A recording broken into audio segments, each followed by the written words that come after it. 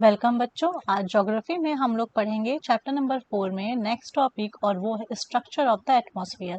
कल हमने अपने वीडियो में अपनी क्लास में कंपोजिशन ऑफ एटमॉस्फेयर पढ़ा था, जिसमें हमने ये पढ़ा था कि जो हमारा एटमॉस्फेयर है वो बेसिकली किस किस चीज़ों से मिलके बना है, कौन कौन सी गैसेस मिलके हमारा एटमॉस्फेयर बनाती हैं और कौन सी गैस ज़्यादा मात्रा में है और कौन सी गैस कम मात्रा में। तो हमने ये जाना था कि नाइट्रोजन जो है वो ज़्यादा मात्रा में है, 78% है। उसके बाद सेकंड नंबर पे ऑक्सीजन है जो 21% है, और कार्बन डाइऑक्साइड 0.303% और बाकी गैसेस बाकी रेस्ट में आती हैं। ठीक है। और हमने ये भी जाना था कि जो हमारे एटमॉस्फेयर है वो हमें हेल्प करता है, यूवी रेज से प्रोटेक्ट करता है, टेम्परेचर के अर्थ के टेम्परेचर को जो है लिविंग सर्वाइवल के लिए मेंटेन करता है, और हमें और लिविंग ऑर्गेनिज्म को ऑक्सीजन और CO2 जैसी गैसेस प्रोवाइड करता है ताकि हम लोग या ऑर्गेनिज्म जो है वो सर्वाइव कर सकें, ब्रीथ कर सकें। ठीक है। तो आज हम पढ़ेंगे कि हमारा एक्चुअली में अब एटमॉस्फेयर का स्ट्रक्चर कैसा है। ठीक है। तो हमारा जो एटमॉस्फेयर है बच्चों वो पूरे 5 लेयर्स से मिलके बना है। कितने लेयर से मिलके बना है? 5। आप कह सकते हैं कि हमारे एटमॉस्फेयर को 5 पार्ट में बांट दिया गया है। ठीक है। जिसे हम लेयर्स भी कहते हैं। ओके।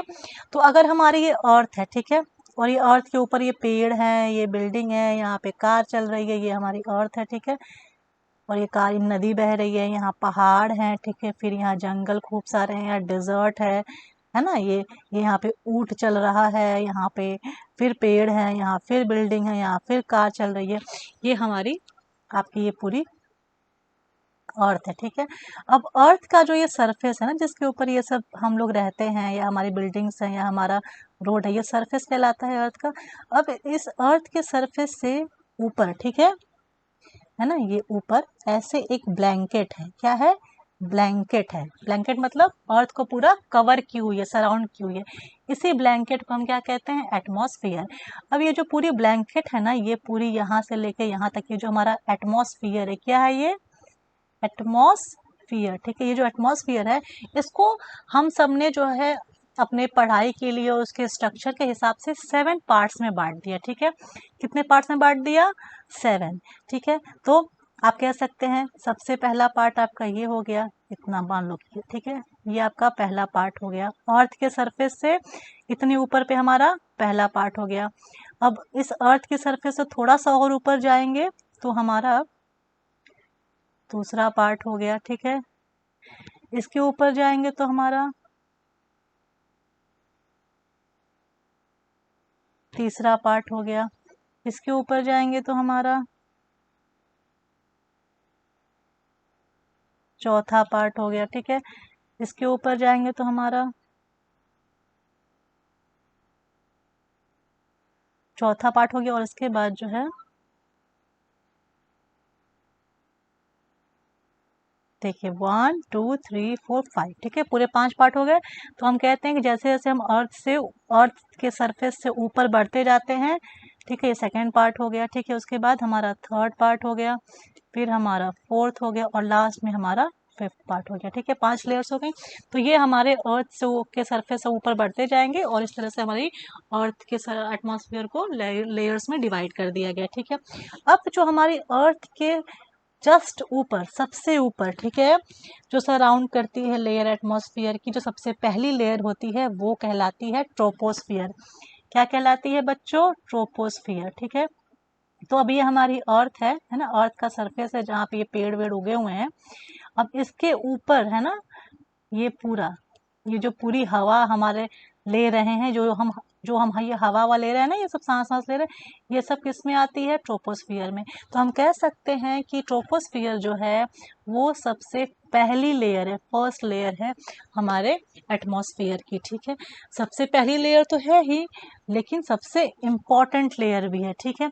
क्यों इम्पॉर्टेंट है? क्योंकि ये हमारी अर्थ के सरफेस से 13 किलोमीटर तक ऊंचाई तक रहती है। ठीक है। कहाँ तक रहती है? 13 किलोमीटर ऊंचाई तक रहती है। और इसी ट्रोपोस्फियर में ही हमारे सांस लेने की जो गैसेस होती हैं ना, ऑक्सीजन, ये प्रेजेंट होती है। CO2, N2, ये सब गैसेस इसी ट्रोपोस्फियर में होती हैं। ठीक है। तो बच्चों अब आप जैसा कि देख सकते हैं कि हमारे अर्थ पे जहाँ हमारे अर्थ का एटमॉस्फेयर 5 पार्ट्स में बटा हुआ है। इस 5 पार्ट में से जो सबसे पहली लेयर होती है वो होती है ट्रोपोस्फियर, जो अर्थ के सरफेस से 13 किलोमीटर ऊपर तक होती है। ठीक है, यहाँ पे सांस लेने वाली हवा होती है, क्योंकि ऑफ कोर्स हम सांस ले रहे हैं, इसका मतलब हम ट्रोपोस्फियर से ही सांस ले रहे हैं, क्योंकि इसमें ऑक्सीजन प्रेजेंट है। ठीक है, और जो भी बारिश या फॉग या जो ओले पड़ते हैं, ये सब क्यों पड़ते हैं? ये सब इसी लेयर से होकर पड़ते हैं। ठीक है, ऊपर की जोन से कोई मतलब नहीं है, चाहे वो बादल हो, चाहे वो बारिश हो, चाहे वो धुंध हो, चाहे वो कोहरा हो, चाहे वो ओले पड़ रहे हो, ये सब चीज़ें जो है ये ट्रोपोस्फियर के लेयर में ही होती हैं। ठीक है, जो भी मौसम चेंज होता है ये ट्रोपोस्फियर में चेंज के कारण ही होता है। ठीक है, समझ में आ गया? इसीलिए ये ट्रोपोस्फियर बहुत इंपॉर्टेंट है, क्योंकि सबसे पहली बात यहाँ पे सांस लेने वाली गैसेस भी हैं। ठीक है, इसके बाद जब हम ट्रोपोस्फियर जब 13 किलोमीटर तक ऊपर जाएंगे, उसके बाद ठीक है, अब दूसरी लेयर स्टार्ट हो जाएगी। तो जो दूसरी लेयर स्टार्ट होती है उसका नाम है स्ट्रेटोस्फियर। क्या नाम है? स्ट्रेटोस्फियर। ठीक है, अब ट्रोपोस्फियर के जस्ट ऊपर स्ट्रेटोस्फियर स्टार्ट हो जाती है, और ये करीब करीब 50 किलोमीटर तक ऊंचाई तक जाती है। ठीक है, और स्ट्रेटोस्फियर में क्लाउड्स नहीं होते। दूसरी बात, यहाँ पे बारिश वारिश का भी सिस्टम नहीं होता। यहाँ पे न बारिश का सिस्टम होता है, ना यहाँ पर वेदर चेंज होता है। वेदर वाले फिनोमेना जो भी होते हैं, धुंध, कोहरा, ओले वोले, ये सब यहाँ पे नहीं पड़ते हैं। इस वजह से ये एरिया जो है एरोप्लेन्स के उड़ने के लिए एकदम आइडियल है। ठीक है, तो जो हमारा एरोप्लेन है ना, वो बेसिकली कहाँ उड़ता है? वो उड़ता है स्ट्रेटोस्फियर में। ठीक है, टेक ऑफ करता है ट्रोपोस्फियर से होते होते उड़ते उड़ते, फिर वो स्ट्रेटोस्फियर में पहुंच जाता है, फिर यहीं पे उड़ता रहता है। ठीक है, ताकि जो है इसको बादल वादल से कोई प्रॉब्लम ना हो। ठीक है, और दूसरी क्या सबसे अच्छी बात है इस लेयर की? दूसरी सबसे अच्छी बात है कि यहाँ पर ओजोन होती है। ओजोन का फॉर्मूला क्या होता है? O3। जो ओजोन की लेयर होती है, ओजोन परत, उसका फॉर्मूला होता है O3। और ये ओजोन लेयर क्या करती है? ये ओजोन लेयर हमें सन की हार्मफुल अल्ट्रा वायलेट रेस से बचाती है। ठीक है, तो हम ये कह सकते हैं कि मेसोस्फीयर भी स्ट्रेटोस्फीयर की तरह एक बहुत इंपॉर्टेंट काम करता है। और वो क्या काम है बच्चों? वो काम ये है, ओजोन लेयर जो सिर्फ और सिर्फ स्ट्रेटोस्फीयर में ही पाई जाती है, वो हमें सन से आने वाली हार्मफुल अल्ट्रा वायलेट रेस से बचाती हैं। ठीक है, तो जैसा कि अब हम देख सकते हैं कि सबसे पहली लेयर होती है ट्रोपोस्फियर, जिसमें सारे वेदर फिनोमेना होते हैं, बारिश, ओले, ठंडी, सब कुछ इसमें चेंजेस की वजह से होता है। दूसरी होती है स्ट्रेटोस्फियर, जहाँ पे बादल नहीं होते हैं और कोई भी वेदर फिनोमेना नहीं होता है। यहाँ पे एरोप्लेन उड़ने के लिए एक आइडियल जगह है। ठीक है, और यहाँ पे ओजोन होता है। स्ट्रेटोस्फियर जो है वो ट्रोपोस्फियर से ऊपर जाएंगे तो हमारे अर्थ से 50 किलोमीटर ऊपर की ऊंचाई तक होती है। और स्ट्रेटोस्फियर और ट्रोपोस्फियर को जो बाउंड्री होती है ना, अब देखो ये ट्रोपोस्फियर यहाँ पे खत्म हो गई ना, और स्ट्रेटोस्फियर यहाँ से शुरू हो रही है, तो ये जो बाउंड्री होती है दोनों को जो अलग करती है, इस बाउंड्री को क्या कहते हैं? ट्रोपोपॉज। क्या कहते हैं? ट्रोपोपॉज। ठीक है, समझ में आ गया? अब हम आते हैं तीसरी लेयर। जो तीसरी लेयर होती है बच्चों, उसे कहते हैं मेसोस्फियर। क्या कहते हैं? मेसोस्फियर। और ये हमारे एटमॉस्फेयर की थर्ड लेयर है। ठीक है, और ये मेसोस्फियर जो है वो ठीक स्ट्रेटोस्फियर के ऊपर शुरू हो जाती है, और वो 80 किलोमीटर की हाइट तक जाती है। हमारी अर्थ सरफेस से अगर आप ऊपर की तरफ जाएंगे, आसमान की तरफ, और 80 किलोमीटर ऊपर जाएंगे, तो आपको जो है मेसोस्फियर मिलना शुरू, 50 से 80 किलोमीटर के बीच में आपको मेसोस्फियर मिलना शुरू हो जाती है। ठीक है, अब ये इम्पॉर्टेंट क्यों है?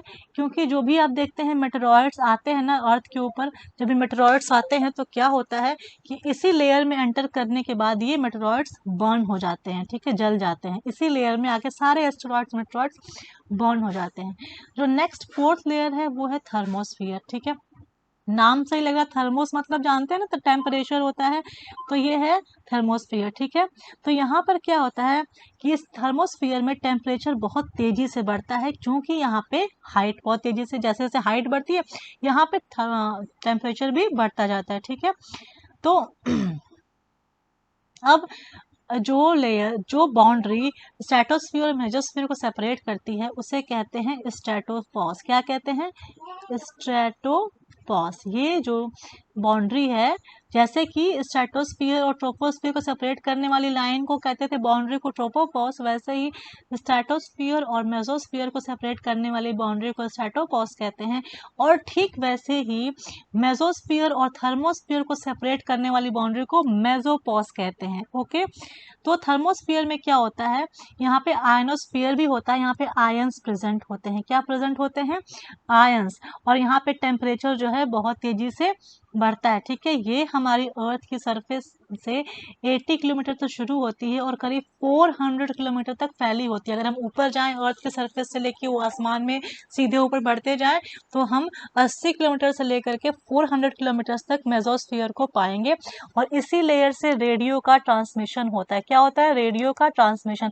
जो भी हम रेडियो सुनते हैं ना, वो सारी रेडियो वेव्स जो है इसी थर्मोस्फीयर से आती हैं और यहाँ से रिफ्लेक्ट होकर फिर वापस अर्थ पे आती हैं। ठीक है, तो रेडियो वेव्स के लिए, रेडियो सुनने के लिए ये थर्मोस्फीयर बहुत ही एफिशिएंट जगह है। और सबसे लास्ट जो लेयर होती है, सबसे एकदम ऊपर की बाहरी लेयर जो एटमॉस्फेयर की है, वो कहलाती है एग्जॉस्फीयर। एग्जॉस्फीयर मतलब कि बाहर की लेयर। ठीक है, ये बहुत ज़्यादा पतली होती है और इसमें हीलियम और हाइड्रोजन जैसे जो है गैसेज होती हैं। ठीक है, तो इस तरह से आप देख सकते हैं कि जो हमारी अर्थ का एटमॉस्फेयर है वो बेसिकली 5 लेयर से मिलकर बना है। Troposphere, stratosphere, mesosphere, thermosphere and exosphere. ठीक है, ट्रोपोस्फियर फर्स्ट लेयर है और 13 किलोमीटर हाइट तक रहती है। बस यहाँ पे ऑक्सीजन पाई जाती है, जो भी गैसेज होती हैं वो पाई जाती हैं ताकि हम ब्रीथ कर सकें, और यहाँ पे सारे वेदर फिनोमेना होते हैं। स्ट्रेटोस्फियर में क्या होता है, बिल्कुल क्लाउड्स नहीं होते हैं। ठीक है, और यहाँ पे प्लेन फ्लाई करने के लिए आइडियल जगह है, और यहाँ पे वेदर फिनोमेना भी नहीं होता है, और यहाँ पे ओजोन होती है जो हमें हार्मफुल यूवी रेस से बचाती है। मेसोस्फियर में क्या होता है, यहाँ पे जो भी एस्टेरॉइड्स आते हैं वो इसी, सॉरी मेटेरॉइड्स आते हैं वो इसी मेसोस्फियर में आके बर्न हो जाते हैं और वो अर्थ तक नहीं पहुंच पाते, इसलिए हमारी अर्थ सेफ रहती है। तो ये इस तरह से सारे टूटे हुए मेटेरॉइड्स को इस तरह से जो है वो मेसोस्फियर ब्लॉक करता है। इसके बाद आता है थर्मोस्फियर। ये यहाँ पे टेम्परेचर बहुत तेजी से बढ़ता है, यहाँ पे आयंस पाए जाते हैं, इस वजह से यहाँ पे रेडियो वेव्स जो है इनका ट्रांसमिशन होता है, इसलिए रेडियो जो हम लोग सुनते हैं उसके ट्रांसमिशन में यही हेल्प करता है। इसके बाद आता है एक्सोस्फियर, जहाँ पे हीलियम और हाइड्रोजन जैसी गैसेस पाई जाती हैं। ठीक है, इस तरह से हमारे एटमॉस्फेयर के पूरे 5 लेयर्स होती हैं। ठीक है बच्चों।